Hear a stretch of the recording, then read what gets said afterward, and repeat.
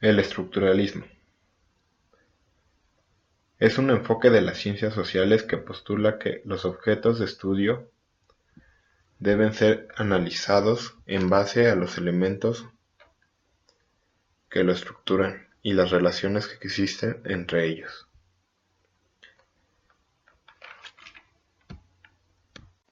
El término estructuralismo, como su nombre lo dice, hace referencia a la estructura que tienen los objetos, es decir, a la manera en la que están organizadas y a cómo funcionan.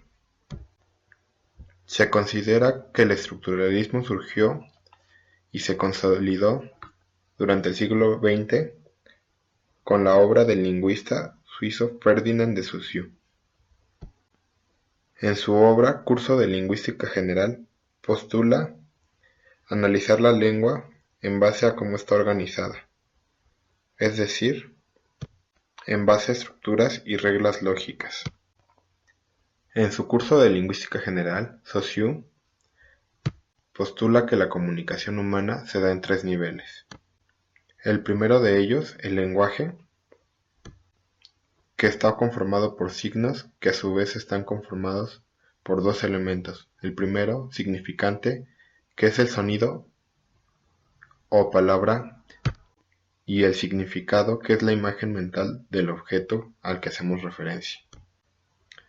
El segundo nivel es la lengua, una institución social que proviene del acuerdo común del uso y organización de los signos. Y finalmente, el habla, que es el uso personal que cada individuo le da al lenguaje. Un ejemplo más gráfico del uso del estructuralismo dentro de las ciencias sociales sería el análisis del Estado. Para el estructuralismo y su método, el Estado está conformado por un gobierno que ejerce el poder, por un pueblo sobre quien se ejerce el poder y por un territorio donde se ejerce el poder. Y como se puede ver, el estructuralismo resalta la importancia de definir un objeto en base a sus elementos y a la relación que existe entre ellos. Es decir, intenta analizar el todo en base a sus partes. Desde el estructuralismo podemos analizar cualquier elemento de la cultura. Sin embargo, es importante recordar que los orígenes del estructuralismo se basan en estudios de la comunicación. El antropólogo francés Claude Lévi-Strauss afirma que la comunicación es una de las columnas más importantes para cualquier sociedad, a tal grado que ninguna sociedad podría subsistir sin un código comunicativo. La escuela estructuralista y su modelo y método siguen siendo funcionales para el estudio de la comunicación. Por ejemplo, el lingüista Roman Jakobson, en su modelo comunicativo,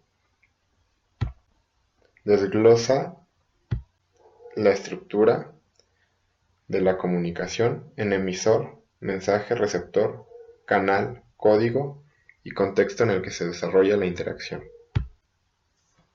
Este claramente es otro ejemplo del uso del método estructuralista. Otro ejemplo de la aplicación del método estructuralista en el estudio de la comunicación es dado por el teórico Michel Foucault, quien identifica los elementos de la relación que hay entre la comunicación y el poder.